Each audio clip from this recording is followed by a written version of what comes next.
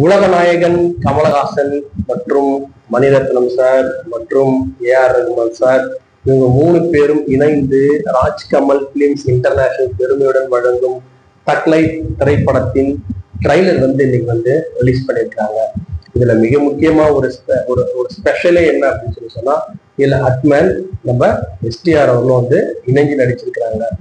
நம்ம என்னமோ கொஞ்சம் சாதாரணமா இருக்குன்னு சொல்லி பார்த்தா வேற மாதிரியா ஒரு அப்படி ஃப்ரெண்டா இருப்பாங்கன்னு பார்த்தா ட்ரைலரை பார்த்தா எஸ்டிஆரும் கமலஹாசன் சாரும் கண்டிப்பா இவ்வளவு பெரிய மாதிரி இவ்வளவு பெரிய ஃபைட் கொடுக்குறாங்க அப்படின்னும் போதே இது வேற மாதிரியா ஏதோ ஒரு ஸ்டோரி இருக்க போகுது அப்படின்னு நம்மளுக்கு தெரியப்படுத்திடுச்சு.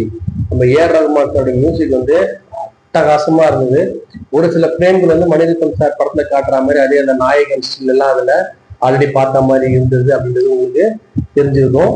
இந்த படத்துல அந்த நாயகனுடைய ஒரு இன்னொரு வெர்ஷனாவோட இருக்கிறது வாய்ப்பு இருக்குன்றது என்னோட கணக்கு. எப்படின்னு கேட்டீங்கன்னா, நாயகன் படத்துல பாத்தீங்கன்னா நம்ம கமல் சாரோட பையன் அவரே தனியா ஒண்ணு நடத்த ட்ரை பண்ணுவாரு.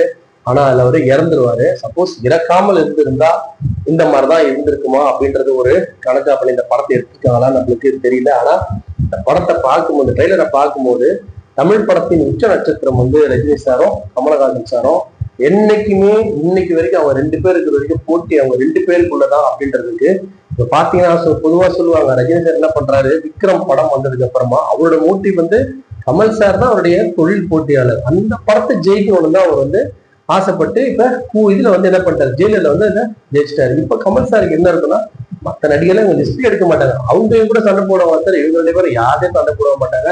ஏன்னா இவங்க 2 பேர் லெவலும் வேற. அதுல கமல் சாரோட லெவல் வேற வேற வேற.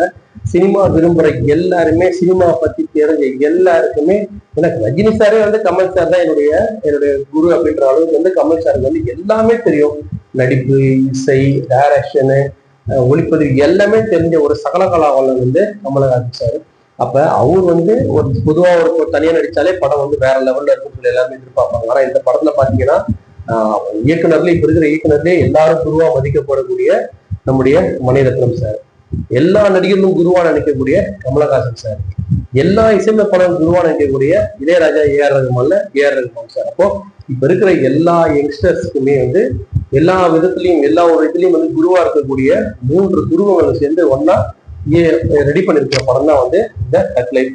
இந்த ட்ரைலர் என்ன சொல்லுதுன்னா, ஒரு மிகப்பெரிய ஒரு எக்ஸ்பெக்டேஷன் உள்ள ஒரு பிளாக் பஸ்டர் பிலிம் கம்பல்சரியா வந்துடும் அப்படின்ற மாதிரி தான் இந்த ட்ரெய்லரை பார்க்கும்போது நம்மளுக்கு தெரியுது.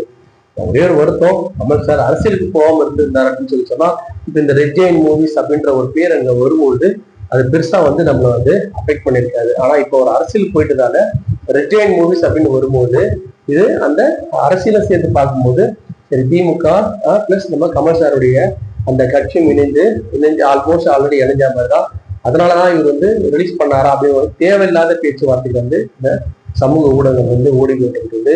அவர் கமல் சார் எந்த அரசியல் கட்சிக்கும் எதற்குமே அவருடைய கலைப்பயணத்தின் கீழே எந்த அரசியல் கட்சி எதுவுமே சொந்தம் கொண்டாட முடியாது. அவர் கலைப்பில் ஒரு தனி வெற்றியாளர். அதே போல இந்த படமும் அவருக்கு அவருடைய மிகப்பெரிய வெற்றி அடைஞ்சு இந்த வயசுல கிட்டத்தட்ட 70 வயசுல அவர் நடிச்சிருக்க இந்த படம் மிகப்பெரிய வெற்றி அடைஞ்சு அவருக்கு மேலும் பேரும் புகழும் ஏற்படுத்தி கொடுக்க வேண்டும் என்று நம்முடைய சேனல் சார்பாக வாழ்த்துகிறோம். நன்றி, வணக்கம்.